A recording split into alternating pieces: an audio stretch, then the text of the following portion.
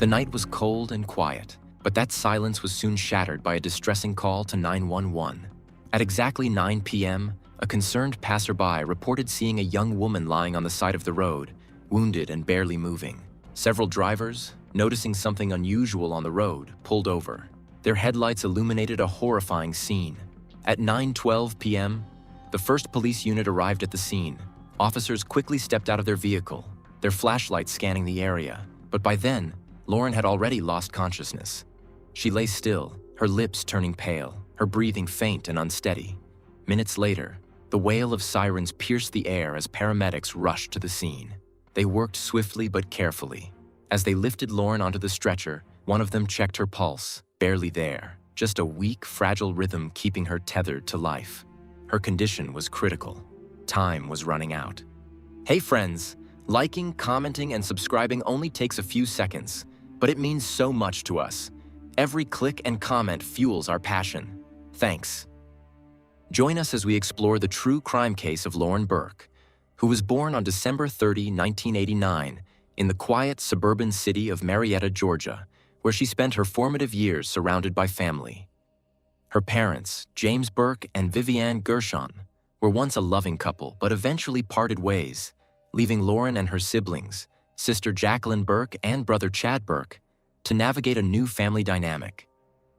Despite the divorce, Lauren maintained a close relationship with both of her parents, and they continued to be active participants in her life, supporting her in every possible way.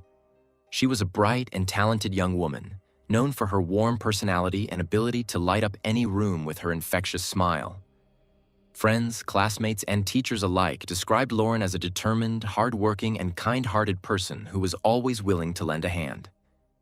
During her high school years, Lauren demonstrated a strong sense of ambition, excelling both academically and socially.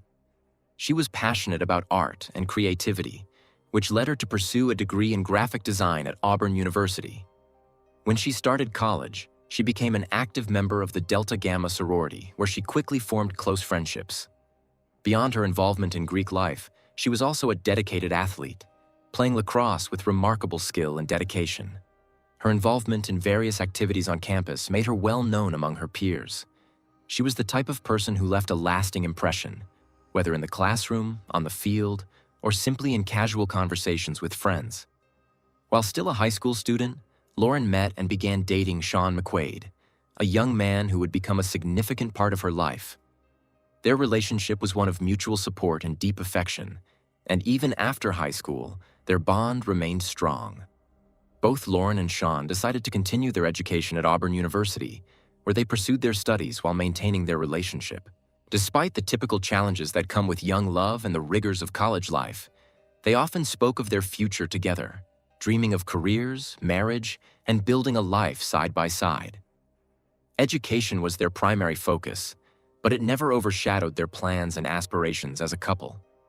On the morning of March 4, 2008, Lauren started her day as she often did, with a casual breakfast at a cafe, enjoying the company of her longtime boyfriend, Sean. The couple shared light-hearted conversation, savoring their meal before parting ways for the day. At 11 a.m., Lauren attended her scheduled class, where she remained engaged and focused. Shortly after, she made a routine phone call to her father, James, discussing plans for the upcoming spring break and an appointment with the dentist. The conversation was pleasant and ordinary, another brief moment in their close father-daughter relationship. After finishing her call, she made her way to Sean's dormitory, spending the afternoon and early evening in his company, sharing laughter, conversations, and the ease of young love. By the time evening fell, Lauren had another commitment, an academic meeting at the library with her classmate Michael to work on a study assignment. The two had agreed to meet at 8:30 p.m. to prepare their work, and Lauren, ever diligent, intended to keep her promise. Around 8 p.m., she bid Sean goodbye, stepping out into the cool evening air. Darkness had already settled over the campus as she walked toward her parked car, a black 2001 Honda Civic stationed near the dormitory lot. Unbeknownst to her, this was the last time Sean would ever see her alive. When Lauren failed to show up at the library, Michael began calling her cell phone, puzzled by her absence. Initially, his calls went unanswered, and his concern grew. He dialed again and again until, at last, Lauren picked up. Her voice on the other end of the line was different, detached, and hurried. She told him she had completely forgotten about their meeting and wouldn't be coming to the library. Before he could question her further, the call abruptly ended. Michael was left feeling uneasy, sensing that something was off, but unsure of what it could be. Shortly after, at approximately 9 p.m., a distressing call came through to 911.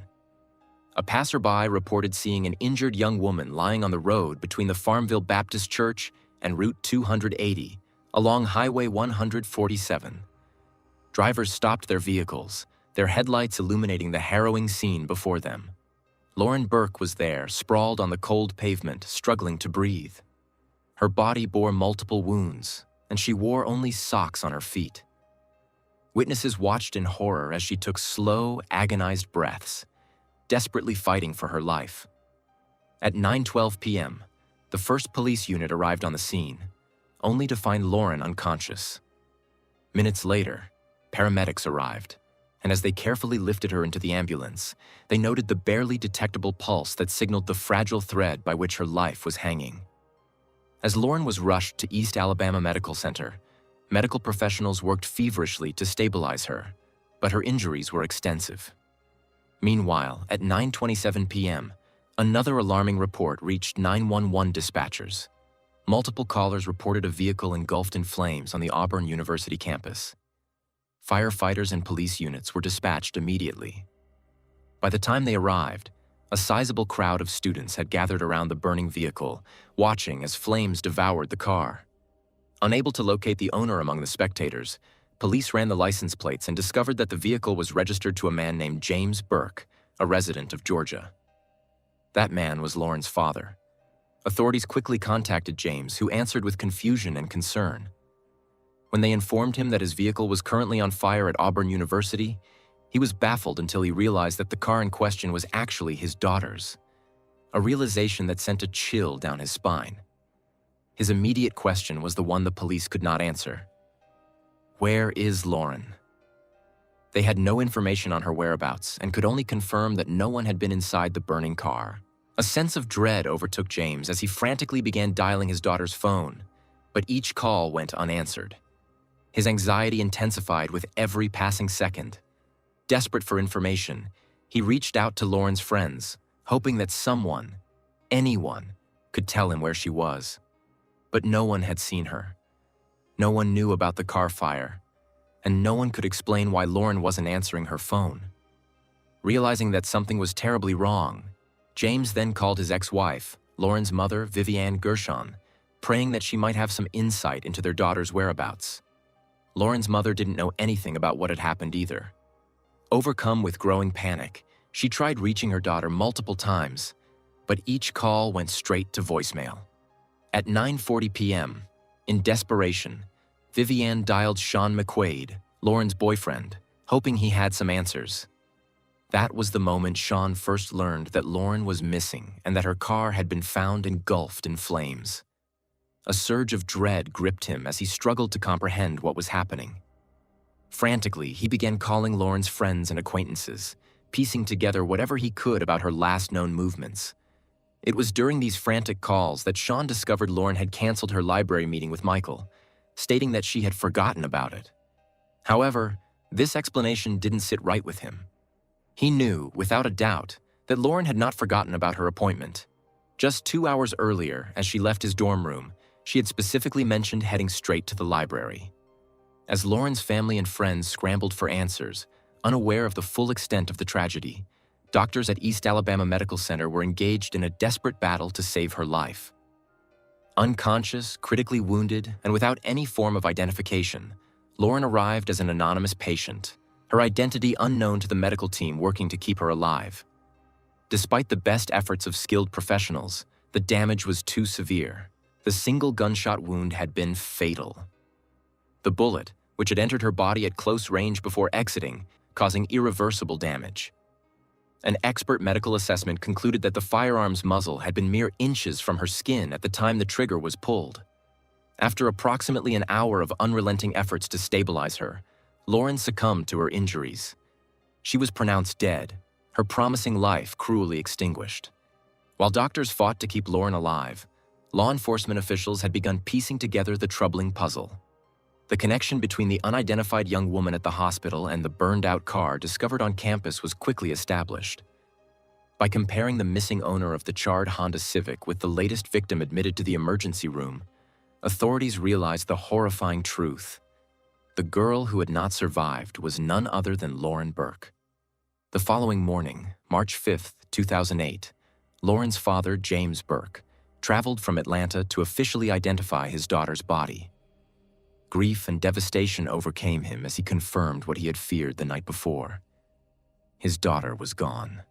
Word of Lauren's tragic death spread like wildfire across Auburn University, sending shockwaves through the student body and faculty. Auburn University administration released an official statement acknowledging the crime, expressing condolences, and urging students and staff to remain cautious. However, they also reassured the community that there was no immediate threat to student safety. Many of you and your parents have reached out with understandable concerns. At this time, there is no evidence to suggest any ongoing danger to campus residents, the statement read. Lauren's sorority, Delta Gamma, also issued a public statement mourning the unexpected and deeply disturbing loss of one of their own. The organization encouraged members of the Auburn chapter to fully cooperate with law enforcement, ensuring that authorities had every piece of information necessary to bring the perpetrator to justice. While Lauren's family and friends were left grappling with immeasurable grief, law enforcement officials were racing against time to uncover the identity of the person responsible. Investigators had two immediate priorities: determining how the brutal killing was connected to the car fire and establishing whether other students could be at risk. Police meticulously processed the area where Lauren had been found on the road, as well as the Auburn University parking lot where her vehicle had been burned. Captain Tom Stauffer of the Auburn Police Department addressed the public, promising that every available resource would be deployed to track down the perpetrator. "We will put every effort into finding the person responsible for this horrific act," Stauffer declared. Auburn, Alabama is a quiet student community. We take these tragedies personally. If someone is harmed, we all feel it, and we won't rest until justice is served. In a further effort to incentivize cooperation, Alabama Governor Bob Riley announced a $10,000 reward for information leading to an arrest in Lauren Burke's case. Lauren's scorched Honda Civic was transported to the Auburn Police Department, where investigators from the State Forensic Laboratory and Fire Chief's office meticulously examined its charred remains. Inside the burned vehicle, they uncovered remnants of Lauren's personal belongings, including scraps of clothing, the melted remains of her digital camera, and a partially destroyed owner's manual. But the most significant discovery came from underneath the front seat: a .38 caliber bullet. This chilling find led investigators to a disturbing conclusion. The car itself may have been the crime scene. The evidence suggested that Lauren had been shot inside the vehicle, and the fire had been deliberately set to destroy crucial forensic traces. Determined to find answers, detectives launched an exhaustive series of interviews with Lauren's family, friends, and boyfriend. Yet, despite their best efforts, no one could name a single person with a motive to harm Lauren. Everyone they spoke with described Lauren as universally well-liked, with no known enemies or ongoing conflicts. Investigators also turned their attention to Sean, as he had been the last known person to see Lauren alive. His dormitory was thoroughly searched, but no evidence was found to suggest his involvement in the crime. Detectives then spoke to Michael, the classmate Lauren had planned to meet at the library. His testimony provided a new, eerie detail. When Lauren finally answered his phone call that night, he recalled hearing an unusual sound in the background, something resembling the steady hum of a moving vehicle. This revelation raised unsettling possibilities. Could she have been in a car with someone against her will? Was she attempting to communicate distress in the only way she could? As the investigation deepened, another alarming discovery emerged. At the same time, it emerged that someone had used Lauren's bank card several times shortly after she was found lying in the road. In all likelihood, the individual in possession of Lauren's bank card was directly involved in the horrific chain of events leading to her demise. With this crucial lead in hand, authorities immediately intensified their search for the suspect. However, just as investigators were narrowing their focus, the case took a dramatic and unexpected turn. Less than 3 days after Lauren's passing, on the morning of March 7, 2008, at exactly 10 a.m., another shocking crime unfolded, this time in the parking lot of a Walmart supermarket in Newnan, Georgia, approximately 75 miles from Auburn. A man's sudden and violent attack on a 72-year-old woman as she was about to enter her vehicle. Without hesitation, rendering her momentarily disoriented, then issued a menacing, ordering her into the passenger seat. With calculated aggression, the assailant climbed into the driver's seat, preparing to flee the scene with his terrified victim. However, his escape did not go unnoticed. A keen-eyed bystander in the parking lot witnessed the attack unfold and promptly dialed the police while following the stolen vehicle at a safe distance. Realizing he was being observed and possibly pursued, the attacker panicked. He suddenly abandoned his plan, veering back into the Walmart parking lot, where he brought the car to an abrupt stop. In a desperate attempt to evade capture, he leaped out of the stolen vehicle and sprinted towards a nearby silver Chrysler Sebring. Without wasting a second, he climbed inside and sped away, vanishing into the streets beyond. Authorities were quick to respond. Within hours, a high-speed pursuit ensued, involving 4 determined police units tracking the fleeing Chrysler as it raced toward Columbus, West Georgia. The suspect showed complete disregard for public safety, weaving recklessly through traffic, endangering countless lives in a desperate bid to escape. During the chase, officers observed a sudden movement. The driver tossed an object out of the car window. Recognizing the potential significance of this discarded item, one of the trailing patrol units momentarily broke away to search the roadside. Their instincts proved correct. Lying amid the dirt and gravel was a .38 caliber revolver, an ominous discovery that could later play a pivotal role in the case. Meanwhile, the pursuit continued at breakneck speed, but fate was not on the suspect's side. His vehicle began to sputter, smoke billowing from beneath the hood. Within moments, the engine failed, forcing him to make a sudden stop in the middle of the roadway. Desperate, he swung open the car door in an attempt to flee on foot. But in an unfortunate twist of events, a police officer on a motorcycle, unable to react in time, crashed directly into the open door. The officer was hurled over the handlebars, landing hard on the pavement. Miraculously, he escaped serious injury, but his fall bought the suspect precious seconds to make a frantic dash into the dense forest lining the road. The wooded terrain provided an illusion of escape, but the manhunt was swift and relentless. Officers pursued him into the trees, tracking his movements with precision. Within moments, they closed in on him, tackling him to the ground and snapping handcuffs onto his wrists. The fugitive had nowhere left to run. The man in custody was soon identified as Courtney Lero Lockhart, born on October 20, 1984. To those who had known him before, Lockhart had once been a carefree, fun-loving young man. However, his time in the military had altered him irreversibly. In 2004, Lockhart served in the U.S. Army, but when he returned in 2005, he was no longer the same man. According to his family, something inside him had shifted. His mother recalled how her once cheerful son had stopped smiling altogether. He had developed an acute sense of paranoia, refusing to allow anyone to stand behind him and often retreating to hide in closets or under beds. His experiences had clearly left psychological scars that he never spoke about, but their effects were undeniable. By 2006, Lockhart's life had begun to spiral further out of control.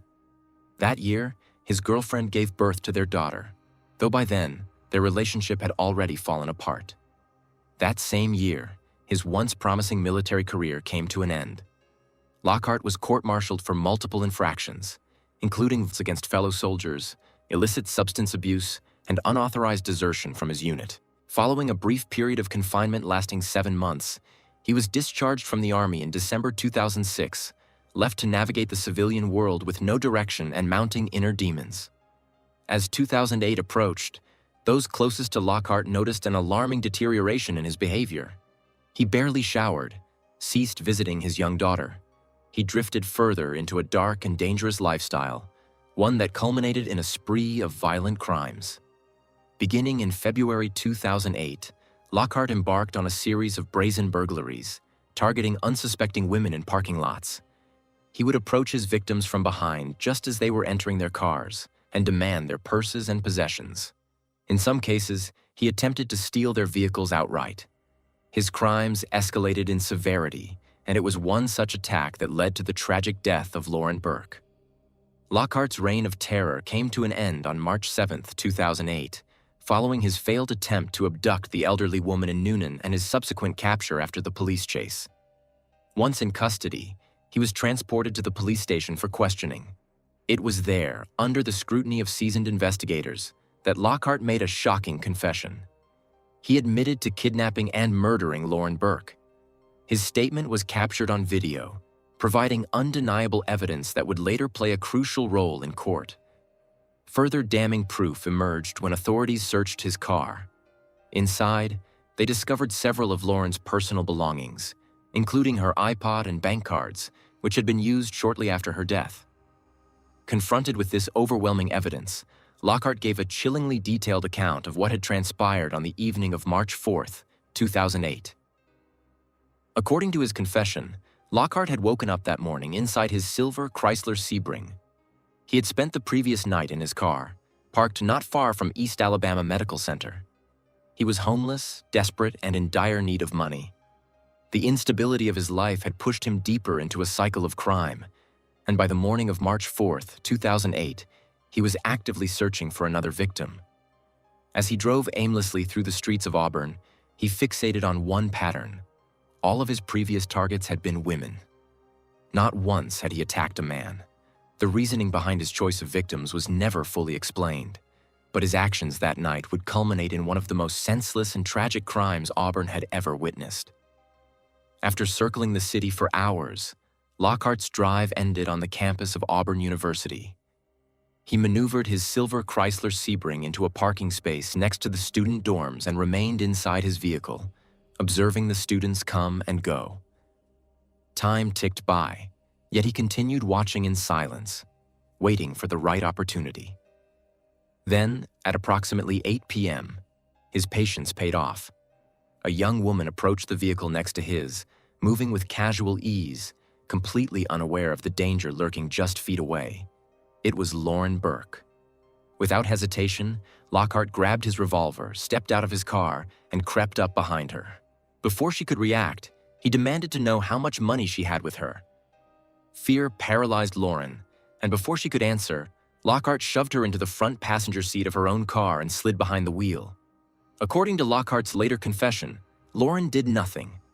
After several moments, when she finally calmed down, she reached into her purse, retrieved $200 and handed it to him. She pleaded for her life, begging him to take the money and let her go. But Lockhart had no intention of stopping there. Instead, his demands escalated. He ordered Lauren to remove her shoes.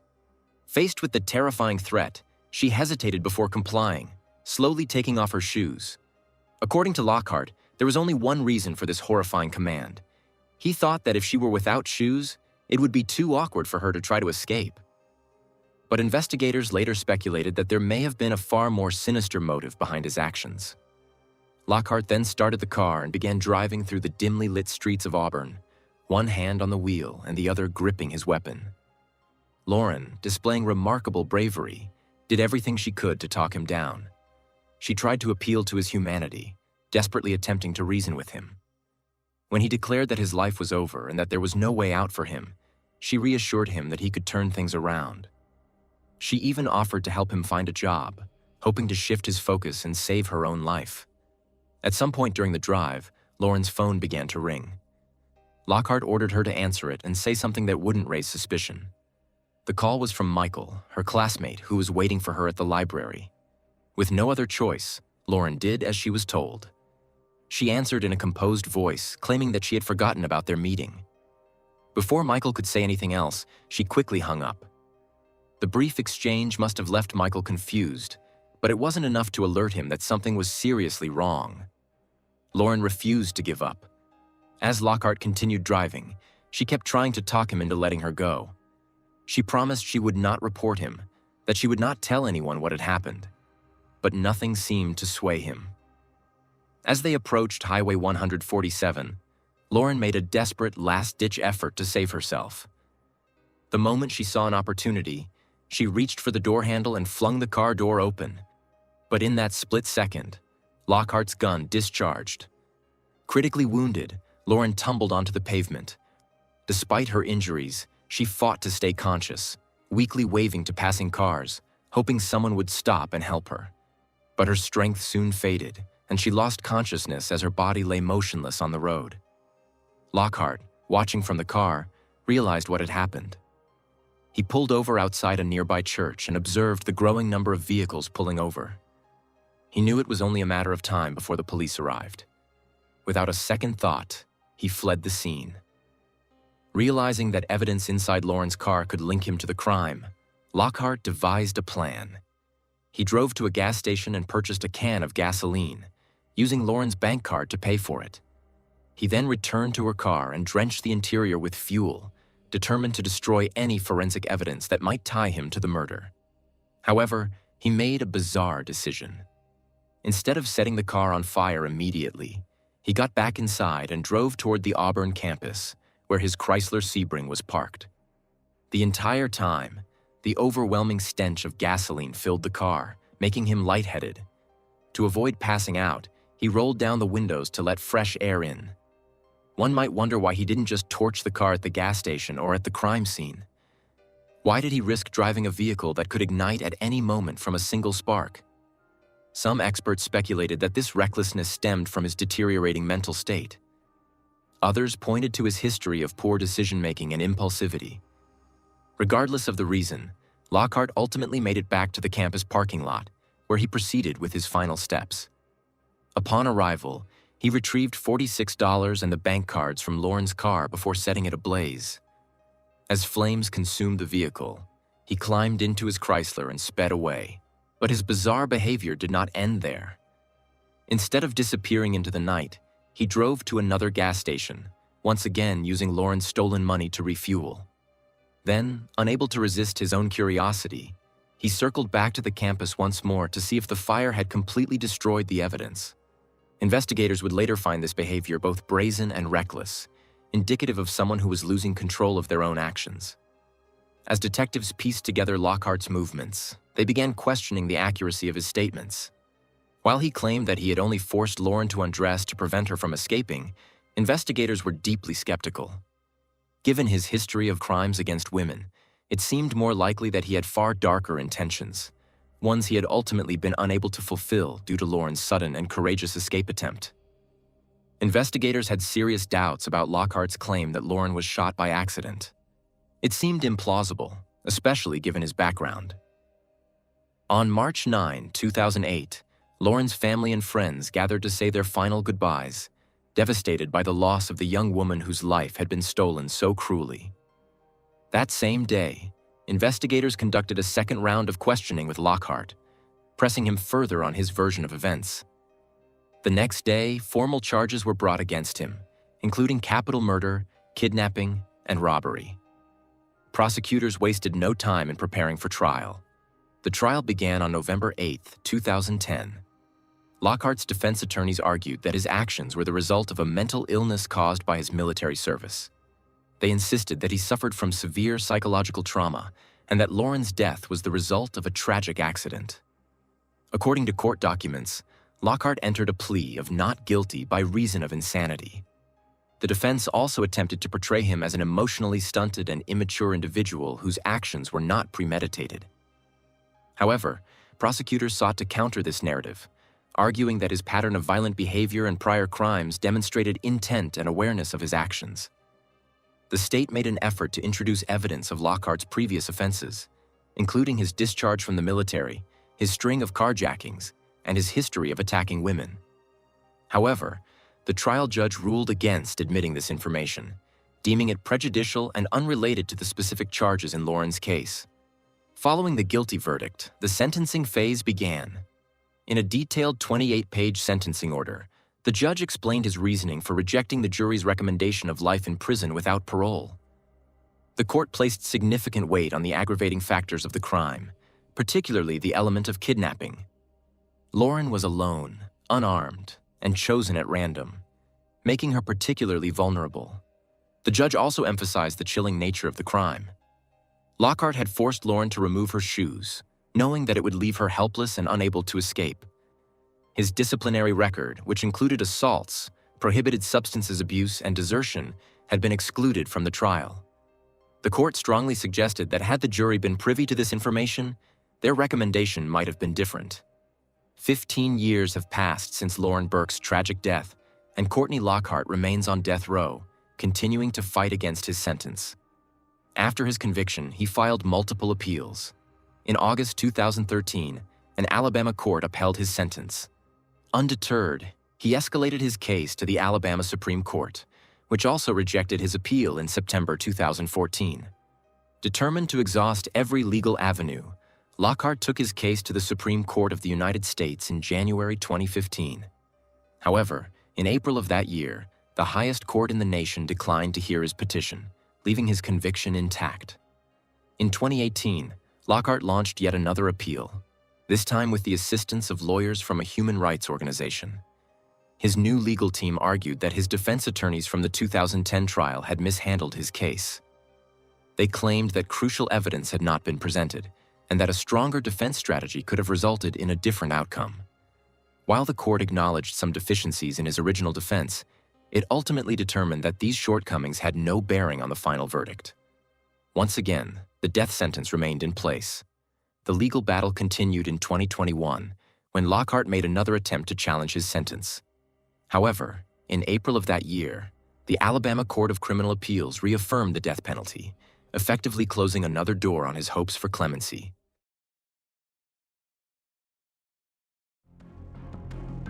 The police received an urgent call from a local woman who had been driving along a road near the river. During her drive, she noticed something unusual near a tree that was slightly off the road. Curious and concerned, she decided to pull over to get a closer look.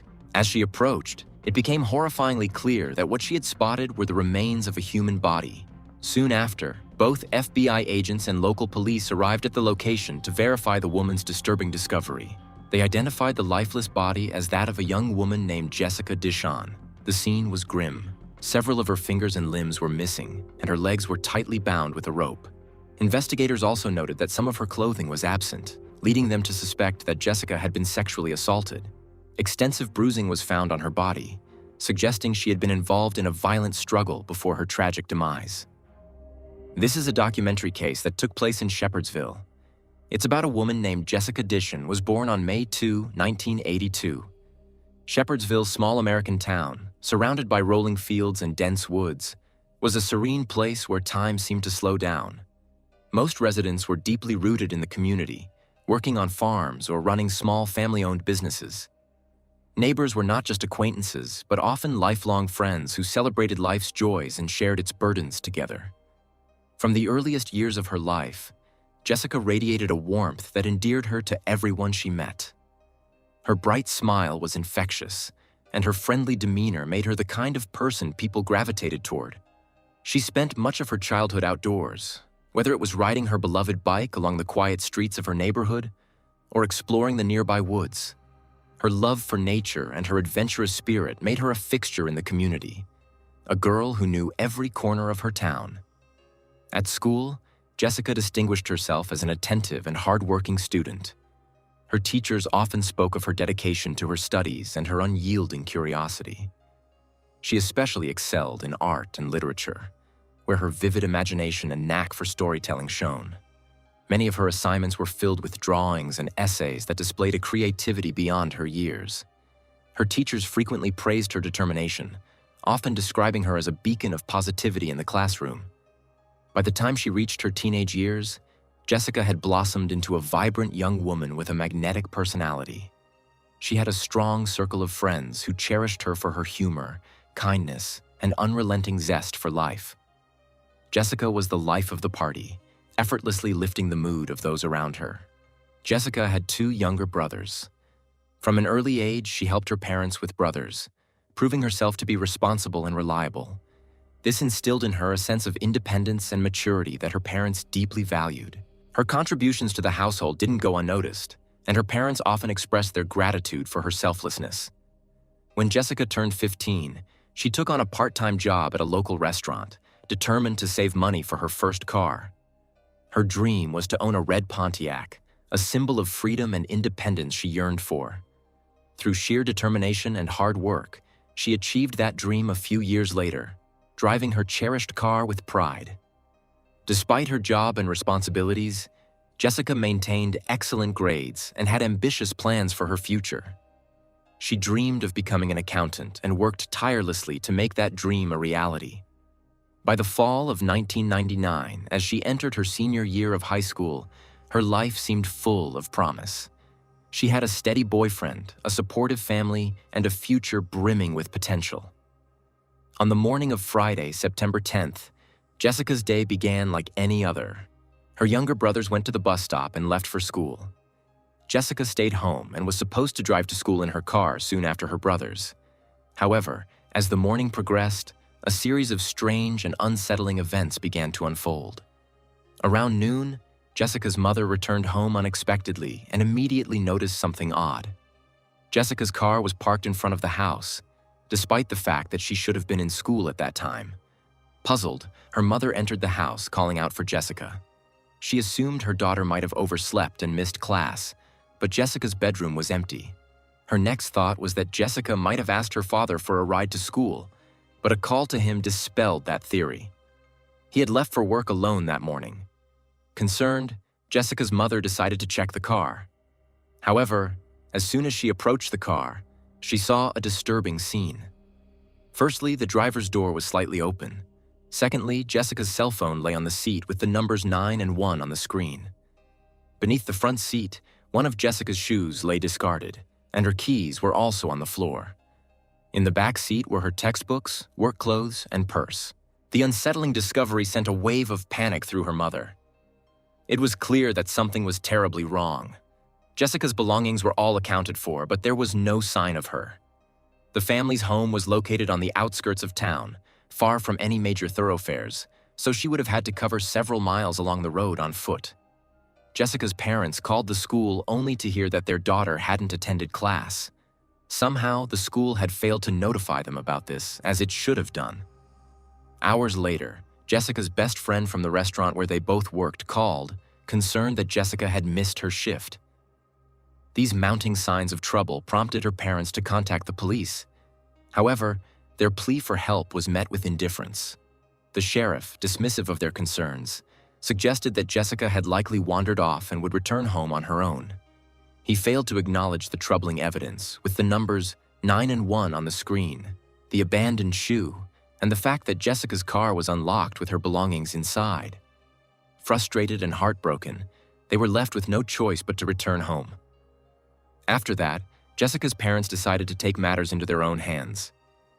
They began reaching out to relatives, friends, and acquaintances, desperately hoping someone had seen or heard from her. Despite their efforts, no one had any information. With growing dread, the family organized a town-wide search, combing through streets, parks, and abandoned areas. But Jessica was nowhere to be found. Her parents were gripped by an overwhelming sense of helplessness as night fell and there was still no trace of their daughter. The next morning, with their desperation mounting, Jessica's parents returned to the sheriff's office to report that she was still missing. This time, the sheriff dispatched 2 officers to inspect her car. However, the situation only became more frustrating. The officers examined the vehicle without gloves, potentially contaminating vital evidence, and failed to conduct a proper investigation of Jessica's room, a step that was standard protocol in cases like this. Determined to keep searching, Jessica's parents decided to enlist the help of the local media. They contacted news outlets and distributed flyers with Jessica's photo and details of her disappearance. Friends, neighbors, and relatives joined the effort, rallying around the family in their time of need. Jessica's father and his brother Stanley, both familiar with the town and its outskirts, took the lead in searching some of the more remote areas. Their primary focus was a stretch of land near a local river known for its overgrown vegetation and its reputation as a hotspot for illicit activities. Despite hours of scouring the dense and difficult terrain, they found no sign of Jessica. Then, the next morning, something deeply unsettling occurred. While Jessica's parents were at home, their young son, who had been playing in the yard, ran inside, his face pale with fear. He claimed he had heard a cry for help that sounded exactly like his sister's voice. Alarmed, Jessica's father grabbed his shotgun and rushed outside, scanning the surroundings for any sign of her. At the same time, Stanley arrived at the house and immediately joined the search. As they looked around, their attention was drawn to an unusual sight: smoke rising from the property of their neighbor, David Brooks, a 40-year-old man who lived nearby. Approaching cautiously, they saw Brooks burning what appeared to be clothing in a fire pit on his land. The sight sent shivers down their spines. Jessica's father, attempting to remain calm, asked Brooks for permission to search his property. Brooks, however, refused outright, insisting they leave his land immediately. The interaction left the family even more suspicious. Brooks's behavior had changed drastically since Jessica's disappearance. Once a neighbor they had friendly interactions with, he now acted oddly, driving slowly past their home and staring at them with a sinister smile. Adding to their unease were the anonymous phone calls Jessica's parents began receiving. On these calls, the person on the other end said nothing, remaining silent except for heavy breathing. Though they couldn't prove it, Jessica's parents strongly suspected Brooks was behind these unnerving calls. After witnessing Brooks burning clothing, Jessica's parents decided it was time to involve the police again. They reported what they had seen and requested that officers bring cadaver dogs to search Brooks's property. Reluctantly, the police agreed, using Jessica's clothing to provide a scent for the dogs. The search yielded some results. The dogs were drawn to the fire pit and to a shed where they uncovered a pair of black gloves. However, the police failed to connect him to Jessica's disappearance, once again leaving empty-handed. Frustrated and disheartened by the police's apparent lack of resolve, Jessica's father decided to escalate the matter to the FBI. Normally, the FBI hesitates to intervene in missing persons cases unless specific criteria are met, but the disturbing details surrounding Jessica's case compelled them to act. Agents immediately began a comprehensive investigation. The FBI's involvement marked a turning point. Investigators collected fingerprints from Jessica's room and her car, securing potential evidence that had previously been overlooked. Items from both locations were carefully cataloged and sent to specialized labs for analysis. Meanwhile, agents organized an extensive ground search, enlisting the help of helicopters to scan large areas and coordinating with local volunteers who were eager to assist. The search extended far beyond the town's limits, covering forests, rivers, and abandoned buildings in the hopes of uncovering any clue that might lead them to Jessica. They carefully examined the pond near Jessica's house, considering all the grim versions, including the fact that her body could be there underwater. Divers and forensic experts worked tirelessly, combing through the murky depths in a painstaking effort to uncover any trace of her. Simultaneously, FBI agents conducted a thorough search of Brooks's farm. The unsettling nature of their findings deepened the mystery. Inside one of the dilapidated sheds on his property, they stumbled upon something chilling: a printed photograph of Jessica, carefully hidden among other seemingly random items. This discovery sent shockwaves through the investigation team, further solidifying their belief that Brooks was involved in Jessica's disappearance. Their suspicions extended to Brooks's younger brother, Joseph, a 35-year-old man who exhibited peculiar behavior during the search. While investigators searched his property, Joseph hovered nearby, avoiding eye contact and muttering under his breath. However, despite these unsettling observations, the search yielded no evidence substantial enough to justify an arrest. Frustrated but undeterred, the FBI and local authorities turned their attention back to the surrounding area, convinced that Jessica had met a tragic end and that her body might still be found. 17 days after Jessica's disappearance, on September 27th, the investigation took a devastating turn. The police received a call from a local woman who had been driving near the river where Jessica's father had searched in the early days. The woman had spotted something unusual near a tree just off the road. Driven by curiosity and concern, she pulled over to investigate. As she drew closer, she realized it was the remains of a human body and immediately called the authorities. FBI agents and local police arrived at the scene to confirm the woman's grim discovery. The lifeless body belonged to a young woman, missing several fingers and limbs. The victim's legs were bound with a rope bearing streaks of red and silver paint.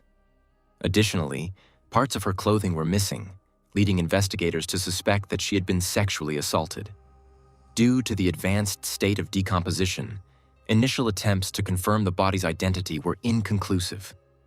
Detectives went to Jessica's family home to inform her parents and seek their assistance in identifying the remains. Overcome with grief, Jessica's father couldn't bring himself to view the body. Her mother, summoning immense courage, agreed to go to the scene. Initially, she struggled to recognize her daughter. However, as she inspected the remains more closely, she noticed a small butterfly tattoo, identical to Jessica's. This heart-wrenching detail confirmed their worst fears. Later, medical experts officially identified the body as Jessica's and determined that the cause of death was strangulation. The autopsy revealed extensive bruising, indicating a violent struggle.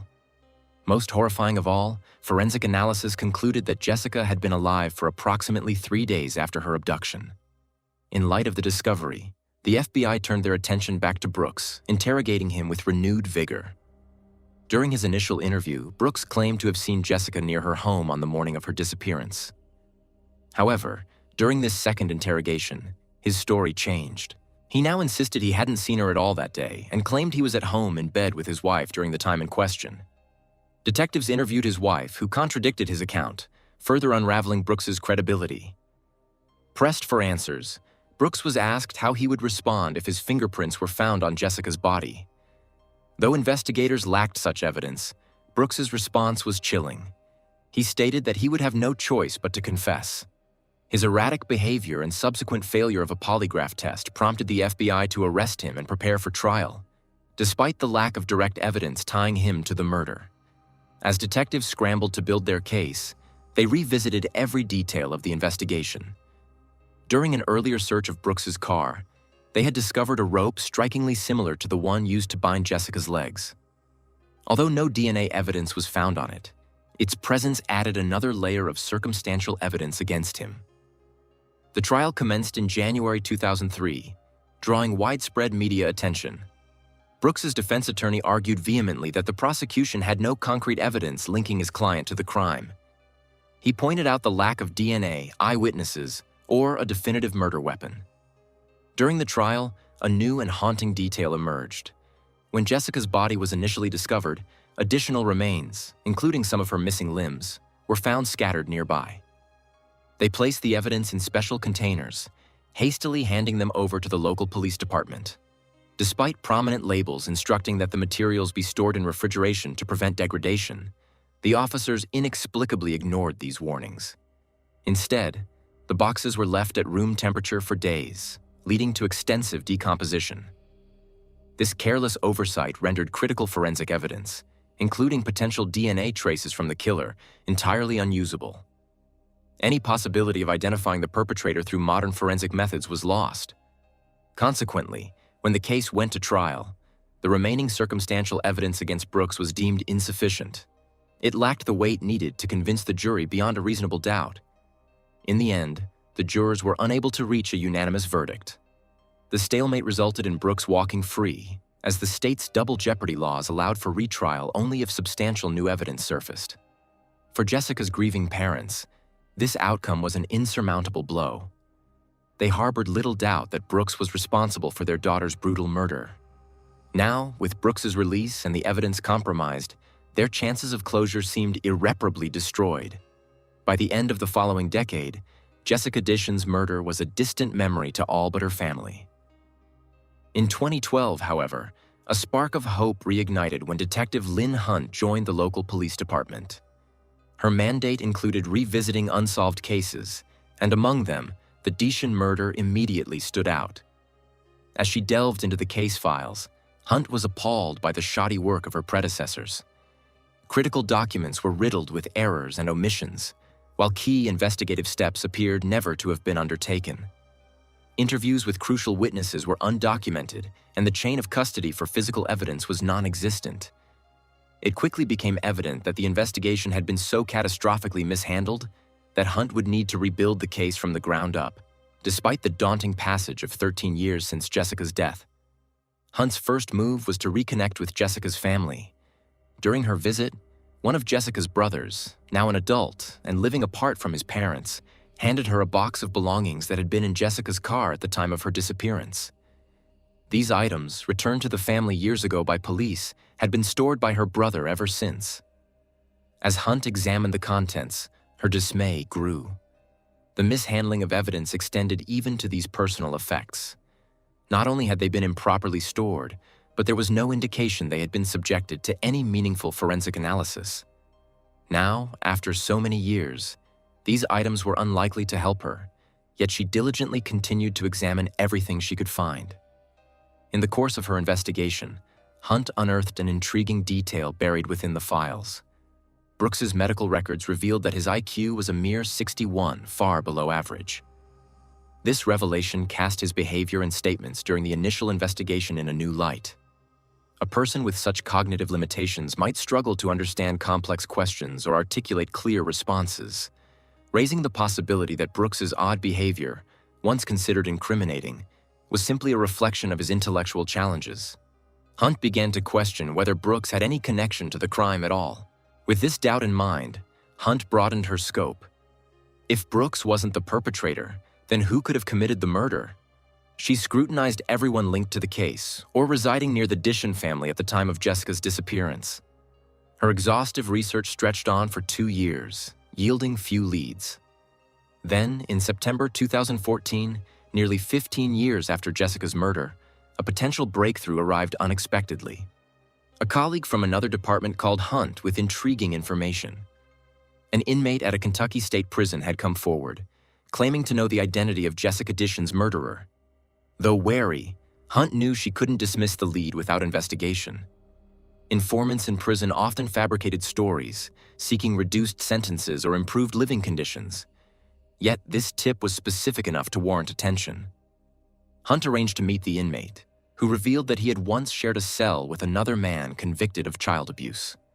This shared criminal background had forged a bond between the two, leading them to exchange details about their offenses. One day, the cellmate confessed to a far graver crime, the murder of Jessica Dishon. The informant then dropped a name that left Hunt reeling: Stanley Dish, Jessica's uncle and her father's own brother.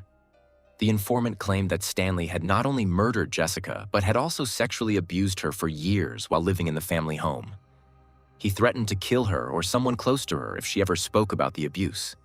For years, Jessica lived under the oppressive shadow of Stanley's threats, unable to confide in anyone about the torment she endured.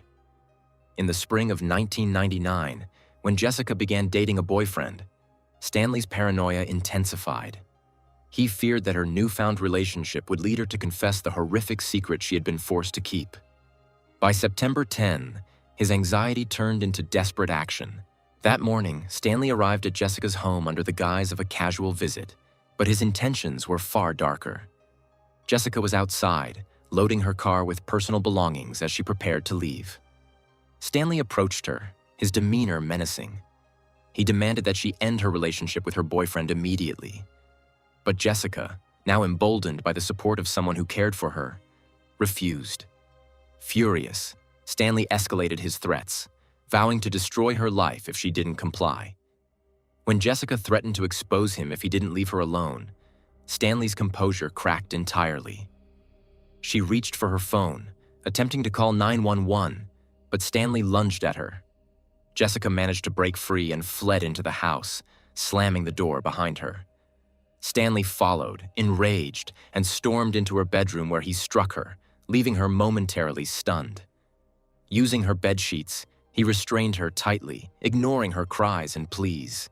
He then forced her into his vehicle and drove to an abandoned shed hidden in the dense woods not far from where her body would later be discovered. For several harrowing days, Stanley kept Jessica captive, subjecting her to unspeakable abuse and torture. Her cries for help went unanswered in the isolated location. When Stanley's paranoia reached a peak, he decided to end her life. After killing her, he dragged her body to a visible area near a roadside, hoping the discovery would create a media frenzy. To mislead investigators further, he removed some of Jessica's limbs, a gruesome act intended to suggest the involvement of prohibited substances traffickers. He buried the bedsheets beneath the shed and, to complicate the investigation even more, disposed of one of her shoes beneath a broken tree nearby. Detective Hunt, upon learning this chilling account from the prison informant, was both horrified and skeptical. However, one detail stood out: the dismemberment of Jessica's body. This information had never been released to the public.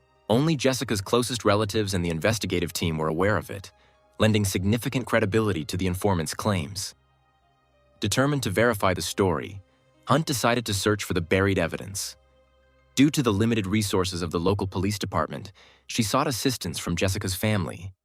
Without disclosing her suspicions about Stanley, she asked Jessica's brother and a few other relatives to join the search. On the first day, relentless rain poured down, turning the ground into a muddy quagmire and severely hindering their progress. Despite the weather, Hunt and her small team, including Jessica's brother, dug tirelessly in the areas described by the informant. Exhausted and drenched, they were forced to call it a day as darkness fell. The disappointment was palpable, but Hunt's resolve remained unshaken. Early the next morning, Hunt and Jessica's brother set out again, determined to continue their search. Driving along the narrow, winding road, Jessica's brother suddenly pointed out an abandoned barn that had been overlooked the day before. The structure was decrepit, its roof partially caved in, and the air around it thick with an unsettling stillness. Intrigued and hopeful, they decided to investigate. Inside the barn, amidst broken beams and debris, they began to dig. Almost immediately, their persistence paid off. Beneath the compacted soil, they unearthed a bedsheet. The faded pattern on the fabric was unmistakable. It perfectly matched Jessica's bedding. It was a poignant moment, heavy with both relief and sorrow. Hunt carefully preserved the evidence, handling it as though it were the most precious artifact. She brought it back to the Dishon household for verification. Jessica's bedroom, untouched and frozen in time since her disappearance, provided the crucial confirmation. The sheets on her bed were incomplete, and the recovered sheets pattern matched flawlessly with the rest of the linen. This discovery marked a turning point in the investigation, a long-awaited breakthrough. Stanley was arrested shortly afterward and brought in for questioning. Despite maintaining his innocence, his demeanor during the interrogation revealed cracks in his composure. He avoided eye contact and fidgeted nervously, behaviors that betrayed his unease. Although he refused to confess, the weight of the evidence against him was mounting. The recovered bedsheet, combined with the testimonies and circumstantial evidence, left little room for doubt. Stanley was charged with Jessica's murder, and preparations for the trial began in earnest. The revelations devastated Jessica's family, sending shockwaves through their lives. Her father, in particular, struggled to reconcile the horrifying truth. The knowledge that his own brother had committed such a monstrous act against his daughter was almost unbearable. Initially, he clung to denial, unwilling to believe the evidence staring him in the face. Gradually, however, the sheer weight of the facts forced him to confront the truth. Memories of the early days of Jessica's disappearance came flooding back, including the disturbing moment when Stanley suggested searching by the river. That area, uncomfortably close to the barn where Jessica's body was eventually found. At that time, Stanley pretended to be ill and insisted on being taken home, a move that appeared calculated to divert attention. As the trial approached, Hunt delved deeper into Stanley's past, uncovering a disturbing and pervasive history of predatory behavior. Years earlier, he had served time for assaulting another young girl within the family. But this conviction was only the tip of the iceberg. As news of his arrest spread, several other female relatives came forward with harrowing stories. Each recounted a similar pattern. Stanley would approach his relatives with a sorrowful tale, claiming he had nowhere to live and pleading for temporary shelter. Moved by his plight, they welcomed him into their homes. Once inside, Stanley would exploit their trust, preying on the young women in the household. He used threats to ensure their silence. Over the years, more and more accounts surfaced, painting a horrifying portrait of a man who had spent decades destroying lives. Detective Hunt meticulously compiled these testimonies, presenting a chilling narrative of a predator who operated in the shadows of his own family. The police concluded that Stanley's predatory behavior had spanned 3 decades, affecting countless lives. Despite this damning history, Hunt knew that securing a conviction for Jessica's murder would not be straightforward. The case lacked the kind of concrete, irrefutable evidence that juries often require. There were no fingerprints, no DNA, and no eyewitnesses to the crime itself. Determined not to let these challenges derail her efforts, Hunt continued to scrutinize every aspect of the case. Her persistence led her to an overlooked box of old files, gathering dust in the corner of the evidence room. As she sifted through its disorganized contents, her frustration with the original investigators deepened. Among the haphazardly filed papers, she discovered a letter dated June 26, 2002. This letter, written by another informant, contained the same horrifying story Hunt had heard years later from the Kentucky prison inmate. The informant, a former cellmate of Stanley's, disclosed that during the summer of 2002, Stanley had confessed to murdering Jessica while serving time for assaulting another underage relative. The letter detailed Stanley's admission of guilt and described the gruesome acts he had committed against his niece. It was an incriminating document, but the police at the time dismissed it outright. Convinced of Brooks's involvement, they had refused to entertain the possibility of another suspect, letting crucial evidence fall by the wayside. For Hunt, this discovery was infuriating. The negligence of her predecessors had allowed Stanley to evade justice for years, prolonging the suffering of Jessica's family.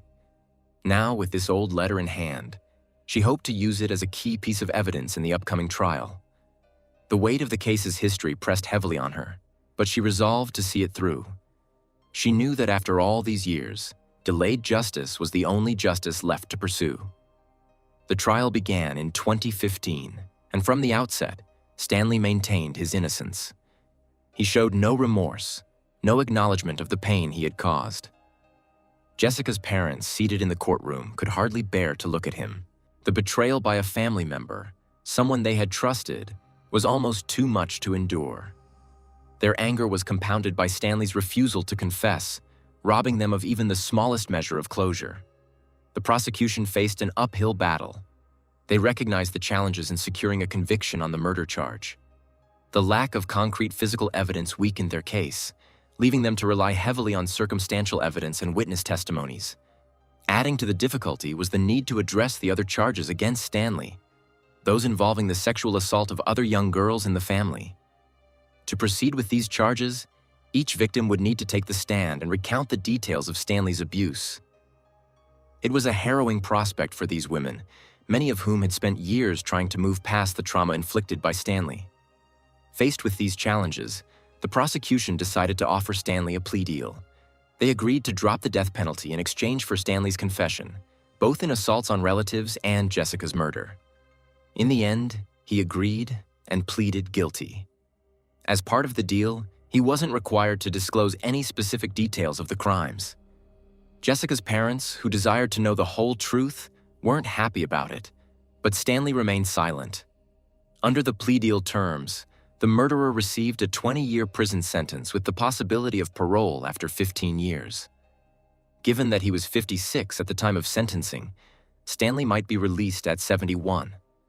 In 2019, Stanley gave his first interview claiming he didn't kill Jessica. According to him, he was at work that morning, but it was impossible to verify after 2 decades. As for David Brooks, detectives still don't rule out his potential minor involvement in the case. Stanley knew him and could have asked for help in disposing of the victim's belongings. Given Brooks's low IQ, he might have not fully understood the whole situation. It's possible that he burned the girl's clothes in the fire, and Stanley might have handed him the gloves with the scent of the body that the dogs detected.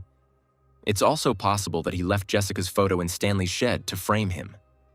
However, the truth may never be revealed, as Brooks passed away in 2021 due to heart problems. The police department received an urgent call from Ken and Jill Acina, a married couple who had stumbled upon a scene so horrifying it could have been ripped straight from a true crime documentary. While retrieving meat for dinner from their freezer, Jill made a chilling discovery. As she lifted the lid, an overpowering stench so foul and nauseating filled the air, causing her to recoil in shock, gasping for breath. Panicked and unable to continue alone, Jill quickly called for her husband, Ken.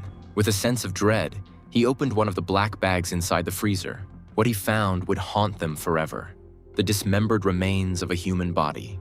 Among the contents was a foot, carefully wrapped.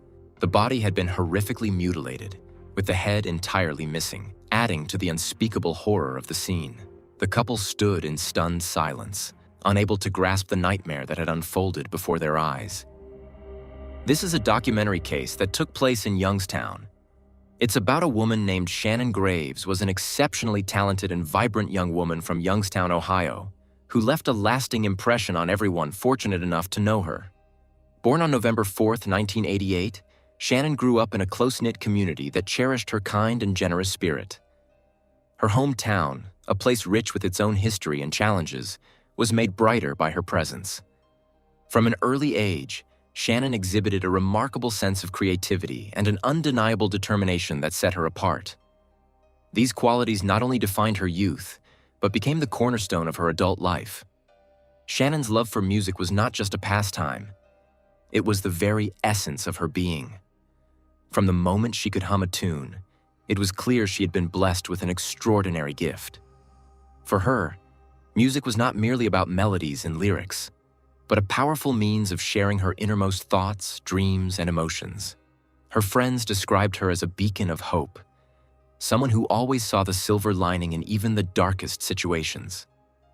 She possessed an innate ability to uplift those around her, whether by sharing a moment of laughter or offering a shoulder to cry on.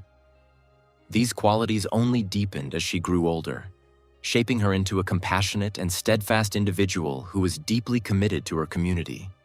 Shannon's love for animals and nature further underscored her kind-hearted nature. She often spent her free time volunteering at local shelters or participating in environmental cleanup efforts, her actions reflecting her dedication to making the world a better place. Her puppy, whom she adored, was a constant source of joy and comfort, embodying the unconditional love and loyalty that Shannon so freely gave to others. As the eldest sibling in her family, Shannon took her role as a big sister to heart, especially when it came to her younger brother, AJ. Their bond was one of mutual admiration and unwavering support, built on countless shared experiences and a deep understanding of each other's hopes and struggles. AJ often referred to Shannon as his greatest cheerleader and his closest confidant, a testament to the profound impact she had on his life. Among her friends, Shannon was affectionately known as Star, a nickname that perfectly encapsulated her radiant personality and her ability to illuminate the lives of everyone she encountered. Shannon's life, however, was not without its challenges. Between 2014 and 2016, she was in a relationship with John Scarra, a man whose past was marred by criminal activity as a prohibited substances dealer. Despite his troubled history, Shannon saw potential in John Scarra and believed in his ability to change. Their relationship progressed to the point of an engagement, but it ultimately unraveled while John Scarra was serving time in prison. The details of their separation remained private, but it was evident to those close to him that John continued to harbor feelings for Shannon long after their breakup. This chapter of her life, though painful, showcased her capacity for forgiveness and her unwavering hope for redemption, even in the most challenging circumstances. In 2016, Shannon achieved a significant milestone when she earned her cosmetology license from the prestigious Beauty Institute in Boardman, Ohio. This accomplishment marked the culmination of years of hard work and determination and signified the beginning of a new and promising chapter in her life. For Shannon, cosmetology was more than just a career path. It was an opportunity to channel her creativity and passion into a profession that allowed her to bring joy and confidence to others. With dreams of building a successful career in the beauty industry, she embraced this new chapter with her characteristic enthusiasm and optimism. It was during this transformative period that Shannon crossed paths with Arturo Novoa, a man whose presence would come to shape her life in unexpected ways. Their relationship began with promise, and within a short time, they decided to take the significant step of moving in together. The couple settled into a home on Monticello Avenue in Youngstown, where they initially seemed poised to build a future together. However, as the months passed, Arturo's Novoa darker tendencies began to surface. His behavior became increasingly abusive, and the relationship, once filled with hope and excitement, deteriorated rapidly. By December 2016, Shannon had reached her breaking point and made the difficult decision to end their relationship. Yet, just a week later, the two reconciled, and Arturo moved back in with Shannon. By mid-2017, Shannon's life took a perplexing and ominous turn. On June 22, 2017, the Youngstown Police Department received a report from Shannon's half-sister, Debbie DePaul, who expressed deep concern over Shannon's sudden and uncharacteristic disappearance. Debbie's worry stemmed from Shannon's conspicuous absence during several important family events, including her birthday and Easter celebrations, occasions Shannon would never have missed without a valid reason. For years, Shannon had been the heart of these gatherings, and her sudden disappearance from such cherished moments was both alarming and heart-wrenching. Debbie's instincts were sharp, and she couldn't shake the feeling that something terrible had happened to her sister. Memories of Shannon's dependable nature only fueled Debbie's anxiety, as she knew Shannon would never willingly sever communication with her family. Driven by a growing sense of urgency and dread, Debbie reached out to the police to file a missing person report, hoping to ignite an investigation before it was too late. Shannon's father, Ronnie, also became actively involved, demonstrating a father's unwavering determination to uncover his daughter's whereabouts. Ronnie's deep concern propelled him to contact Arturo Novoa directly, hoping for answers that could provide clarity or comfort. Arturo's Novoa response, however, only deepened the family's unease. He claimed that Shannon had relocated to Cleveland to be with another man, a statement that rang hollow and did little to alleviate their fears. Ronnie, who knew his daughter well, found the explanation implausible, as it was entirely unlike Shannon to leave without informing her loved ones. Repeated attempts to contact Shannon via her phone went unanswered, further solidifying the family's belief that something was gravely wrong. Each call that went straight to voicemail felt like another nail in the coffin of their hope. The police faced immediate challenges in the investigation, particularly due to the delay in reporting Shannon's disappearance. This delay had allowed potential evidence to dissipate, complicating their efforts to uncover the truth. Despite these setbacks, investigators remained resolute in their determination to piece together the events leading to her disappearance. Early inquiries revealed unsettling aspects of Shannon's recent past, particularly her tumultuous relationships. Detectives soon learned of Shannon's prior engagement to John Scarra, a man she had broken up with while he was incarcerated. Those familiar with the situation described John as visibly distraught over their separation. Notably, he had been released from prison shortly before Shannon's disappearance, raising the possibility that unresolved emotions or lingering attachments from their relationship could have played a role in her vanishing. Detective Mike Lambert from the Youngstown Police Department had a gnawing suspicion that John Scarra, Shannon's ex-fiancé, had both motive and opportunity to harm her. John's evident lingering feelings for Shannon, combined with his criminal history, made him an individual of interest in the investigation. When questioned, John admitted that he hadn't seen Shannon since February 2017. He recounted their last conversation, during which Shannon revealed she was giving her relationship with Arturo Novoa another chance. This revelation, he admitted, had left him heartbroken. Despite his candidness about his emotions, John denied any involvement in Shannon's disappearance. He maintained that he had moved on, even while confessing that he still harbored romantic feelings for her. These admissions heightened the police's suspicions about John. However, the investigation lacked direct evidence linking him to her disappearance. Adding to the complexity, John displayed a cooperative attitude throughout the investigation. He willingly answered police questions and even collaborated with Shannon's half-sister, Debbie, in efforts to find her. This active participation cast doubt on his potential culpability, leaving detectives to wrestle with conflicting impressions of his involvement. As the investigation unfolded, a surprising discovery shifted the focus of the case. During routine checks, detectives learned that Shannon's car had been towed to the Youngstown Police Department's impound lot in April 2017 under peculiar circumstances. Arturo Novoa, Shannon's boyfriend at the time, had been driving the car when he committed a traffic violation. When a police officer attempted to pull him over, Arturo Novoa abandoned the vehicle and fled. He was eventually apprehended, issued a couple of citations, and released at the scene. The incident raised red flags, as Arturo Novoa's decision to flee seemed both irrational and suspicious.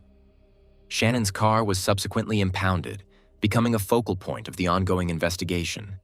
Investigators conducted a meticulous search of Shannon's vehicle, hoping that even the smallest clue might illuminate the circumstances of her disappearance. What they found, however, only deepened the enigma and escalated their growing apprehension. Inside the car, they discovered several cardboard boxes and tops that indicated the boxes had once contained bottles of drain cleaner, specifically sulfuric acid. This disturbing find introduced a chilling and sinister element to the case. The focus of the investigation shifted sharply to Arturo Novoa, Shannon's boyfriend, and the last person known to have significant contact with her. As the gravity of the evidence began to weigh on the investigators, the urgency to locate Arturo Novoa intensified. When the police attempted to contact Arturo Novoa, they were met with unyielding silence. He ignored their calls, refused to respond to their inquiries, and declined to open his door when investigators came knocking at his apartment. This evasive behavior only deepened suspicions and heightened the investigators' resolve to uncover the truth. Frustrated by Arturo Novoa's stonewalling, the detectives turned their attention to Shannon's family and friends, seeking to piece together details about her life and her volatile relationship with Arturo Novoa. Their efforts uncovered a deeply troubling history. Friends recounted that Shannon and Arturo Novoa's relationship was far from idyllic. It was marked by manipulation, control, and escalating physical abuse that Shannon had confided to close friends, but had hesitated to report to authorities. As investigators delved deeper, new and alarming leads began to surface. 11 days after Shannon's disappearance was reported, on July 3, 2017, her ex-husband, John Scarra, came forward with additional information that added another layer of complexity to the case. John informed the police that Shannon and Arturo had recently broken up and that Arturo was deeply distraught over their separation. However, John's revelations did not end there. He disclosed an even more startling piece of information. Arturo Novoa was romantically involved with another woman, Katrina Layton. Further investigation revealed that Katrina Layton had been in an on-and-off relationship with Arturo Novoa for years and had continued seeing him even during his time with Shannon.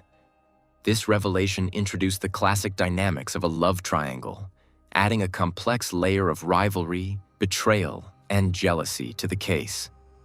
The evolving narrative now featured three critical individuals of interest: John Scarra, Arturo Novoa, and Katrina Layton.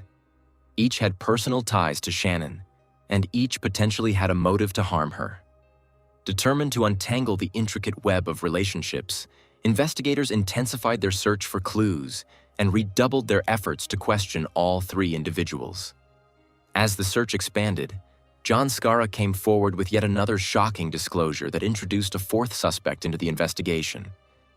John reported that several witnesses had seen Arturo Novoa burning Shannon's personal belongings in a fire pit located on the south side of Youngstown.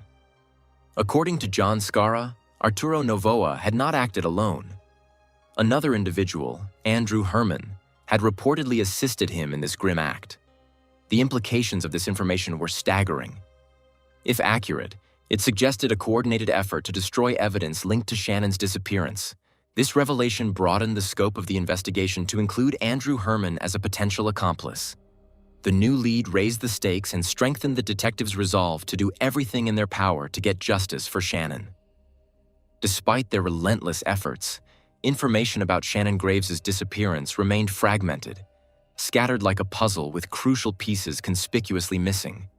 However, the case took an unimaginably dark turn on July 29, 2017, at precisely 5 p.m., when the Youngstown Police Department received a 911 call that would forever alter the trajectory of the investigation. The call came from Ken and Gilla Sina, a married couple who had stumbled upon a scene so horrifying that it defied belief. They had been staying temporarily at a friend's house while dealing with issues at their own apartment.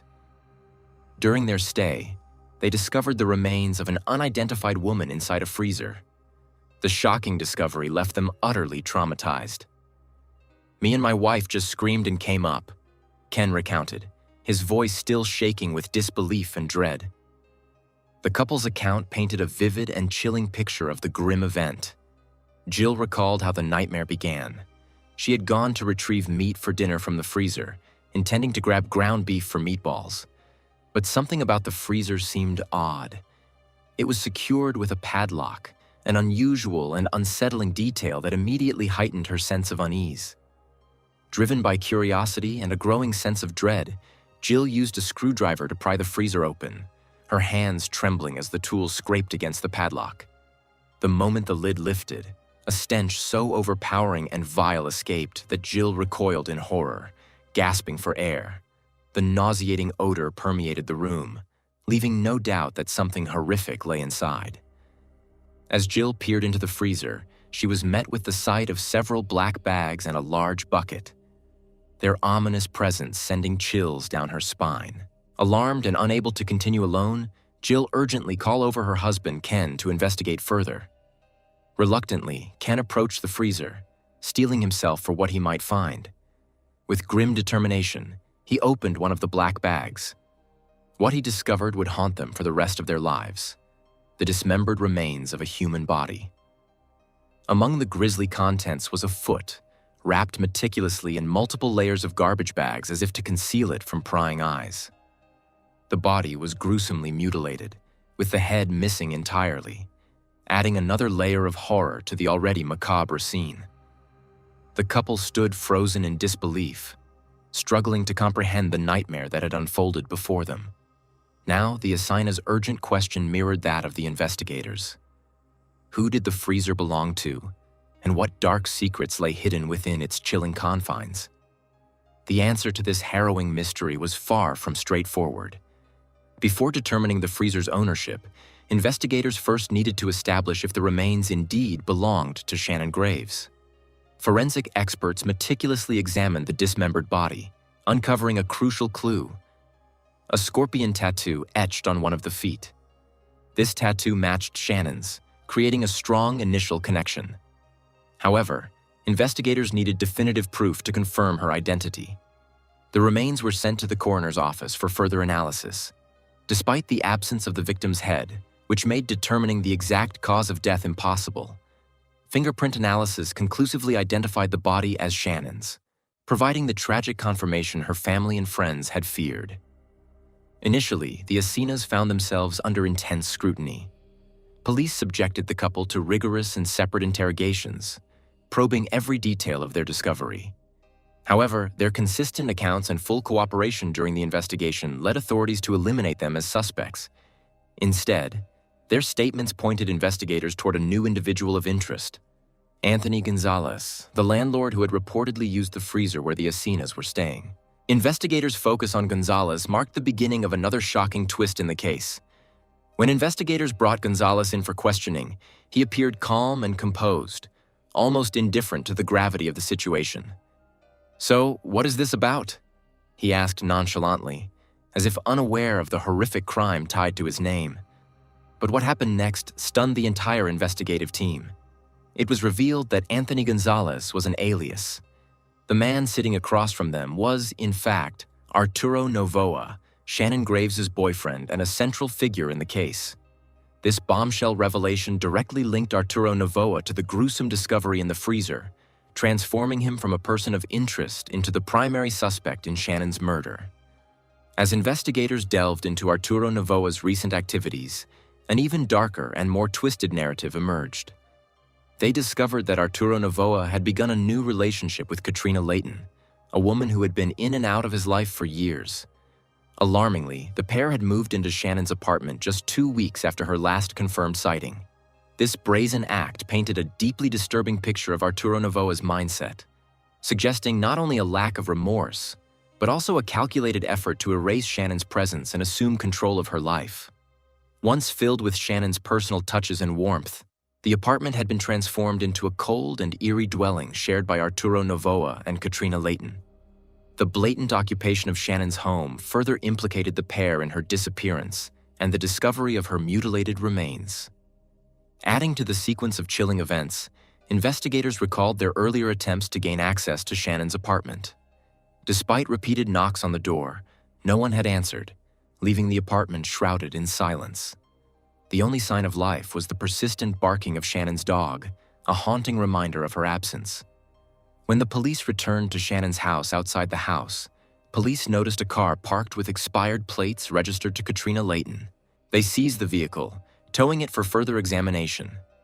This development prompted Layton to voluntarily visit the police station for her first formal interview, a move that would only deepen the intrigue surrounding her role in the case. With these revelations, the investigation reached a critical juncture. The police now prepared to conduct extensive and probing interviews with the two prime suspects, Arturo Novoa and Katrina Layton. Additionally, they sought answers from Andrew Herman, another person of interest, and his girlfriend, Michelle Enfield. The authorities managed to track down Andrew and Michelle, conducting a thorough interrogation with both. However, the specific details of this interview were kept classified, leaving room for speculation about the information they might have provided. During her interview, Katrina Layton attempted to present a simplified version of events. She claimed that Shannon was merely Arturo's ex-girlfriend who had moved away to start a new life with another man. However, as investigators dug deeper, they uncovered a far more sinister reality, a twisted love triangle rife with jealousy, obsession, and deceit. Katrina Layton's narrative quickly unraveled under scrutiny, exposing her deeper involvement in the case. Arturo Novoa and Katrina Layton had shared a tumultuous on-and-off relationship spanning roughly 8 years. This volatile bond had persisted through the period of Shannon's disappearance and subsequent death. As investigators pieced together the dynamics of this relationship, they uncovered troubling details that painted a stark picture of jealousy and malice. One investigator noted, "She was extremely jealous, and they say she hated this new, really pretty girlfriend of his." Katrina Layton's intense jealousy and obsessive fixation on Arturo became clear as investigators continued to unravel the events leading to Shannon's tragic end. While living with Shannon, Arturo maintained a sexual relationship with Katrina, a secret that further exacerbated the animosity and tension between the two women. Katrina's obsession with Arturo bordered on the extreme, with her devotion manifesting in unsettling ways. In one particularly disturbing instance, she reportedly waited in a car for 5 hours in 15-degree weather simply to perform sexual acts for him. This unyielding dedication made her a plausible accomplice in the horrifying events that would later unfold. Aware of these dynamics, the police strategically presented evidence during her interrogation, hoping to break through her defenses and extract a confession. Meanwhile, Arturo Novoa was being interrogated in another room, with investigators determined to extract as much information as possible from both suspects in parallel. Confronting Arturo Novoa proved to be an immense challenge. Manipulative and cunning, he was unwilling to yield easily to questioning. Recognizing his resistance, the police knew they needed to build a robust case against him. Their relentless pursuit of information uncovered significant findings about Arturo's Novoa manipulative tendencies. Evidence retrieved from his computer revealed that he had maintained sexual relationships with at least 3 other women, exchanging explicit photos and messages with them. This discovery painted a clearer picture of Arturo's deceitful character and added another layer of complexity to Katrina's latent role in the case, intensifying the focus on her motivations and psychological state. Katrina Layton, a mother of 2, was described by those who knew her as deeply infatuated with Arturo. Her life appeared to revolve around him, with many acquaintances referring to her as his fallback whenever other romantic pursuits failed. Her palpable resentment toward Shannon further fueled investigators' suspicions. As the interrogation progressed, Katrina's steadfast demeanor began to crack. Her initial statements, delivered with confidence, began to falter as inconsistencies emerged. Investigators, trained to recognize such shifts, saw her resolve weakening and believed it was only a matter of time before she would break entirely. Katrina's composure shattered when she realized the police were aware of the freezer's presence in Shannon's apartment. Frustrated and flustered, she admitted to purchasing the freezer, a revelation that only deepened suspicions about her involvement. Desperate to justify her actions, Katrina inadvertently revealed critical details during her attempts to explain herself. "She was almost as good as Arturo," one officer remarked, "except she had this compulsion to explain things, and in doing so, she let crucial details slip." The contradictions in Katrina's story were glaring and impossible to ignore. She was living in Shannon's house, driving Shannon's car, and caring for Shannon's dog, yet she insisted she had no knowledge of Shannon's whereabouts. These inconsistencies raised significant red flags, prompting investigators to solidify their focus on her as a central suspect.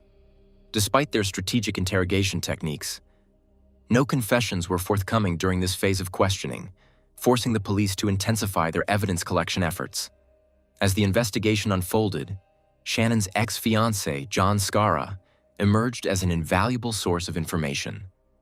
His prior tip about Arturo Novoa's suspicious activities had already provided critical leads, and his continued cooperation proved instrumental.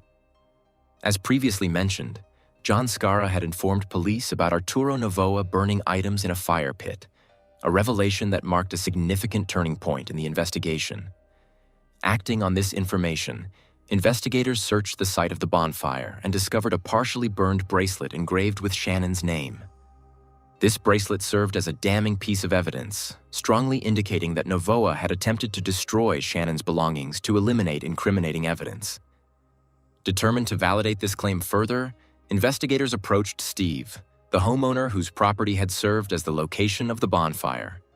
Steve's account provided chilling new insights into Novoa's actions. He recounted that on March 1, 2017, Novoa had approached him, asking for permission to host a bonfire at his property. Unaware of Novoa's true intentions, Steve agreed, assuming it was a harmless request. Novoa arrived at Steve's house accompanied by Andrew Herman, carrying several of Shannon's belongings. The two men proceeded to throw these items into the fire. According to Steve, Novoa justified the act by claiming Shannon had betrayed him, framing the bonfire as an emotional purge to rid himself of painful memories.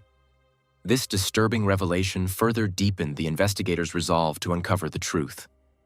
Seeking to corroborate Steve's account, investigators reached out to Michelle Enfeld, Andrew Herman's girlfriend.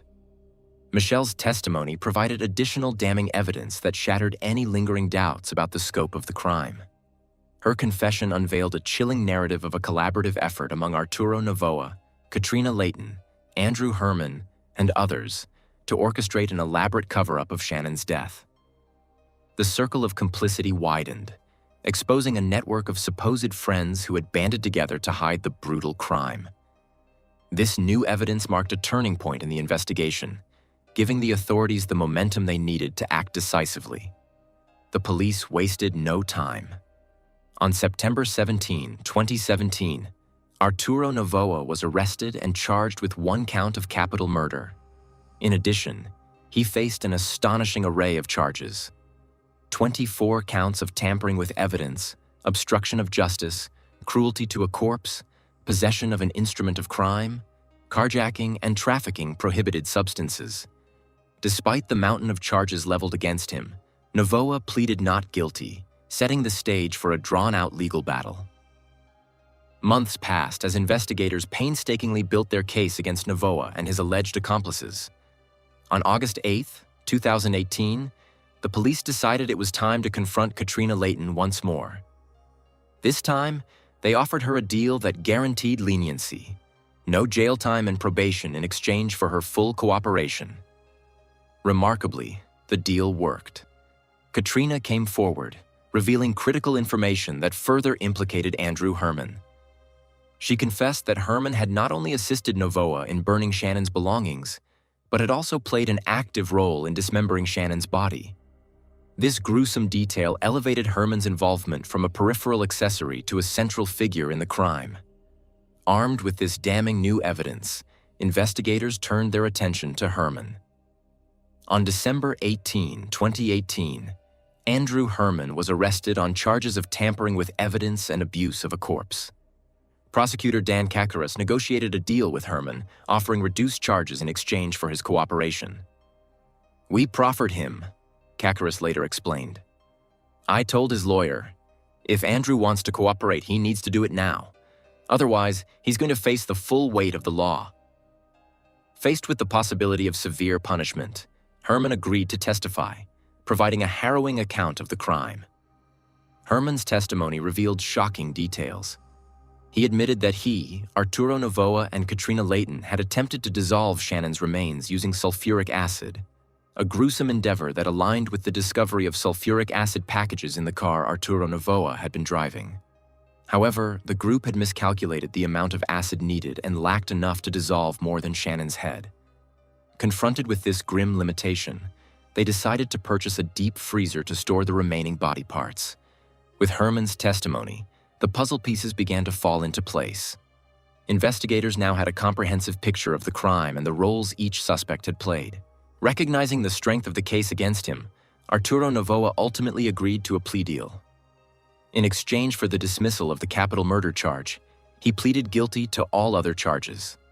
On June 24, 2019, at the age of 34, Novoa was sentenced to 48 years to life in prison. This sentence marked a significant step toward justice for Shannon Graves and brought some measure of closure to her grieving family.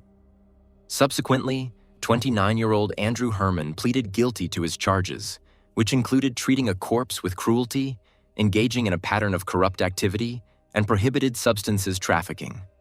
His cooperation earned him a reduced sentence, though he still faced considerable consequences for his role in the crime. Meanwhile, Katrina Layton's initial deal with the prosecution, which promised her no jail time and probation, came under scrutiny. New prosecutors took over the case and discovered that Katrina had been communicating with Novoa while he was in prison. As a result, her original deal was revoked, and she was ultimately sentenced to 18 years in prison starting from June 2020. Michelle Enfeld, Herman's girlfriend, was also charged with lying to an investigation and intimidating a witness. She was sentenced to 2 years in prison. After her release, she will spend another 6 months in a correctional facility and serve 5 years probation. On September 30, 2021, Novoa filed an appeal, arguing that his guilty plea should be deemed invalid because he was not informed that a judge could rule for the sentences of each count to be served consecutively. He further contended that the counts were not merged properly, leading to more convictions between them, which was not legally permissible. On October 1, 2021, the Supreme Court partially sided with Novoa. They upheld his guilty plea but determined that the trial court had made an error in sentencing, stating that some counts were not merged properly. Consequently, Novoa's sentence was vacated and sent back to the state court for resentencing. In February 2022, Novoa was resentenced to 43 years to life in prison. The case was solved and closed, providing a sense of justice to Shannon's family and friends.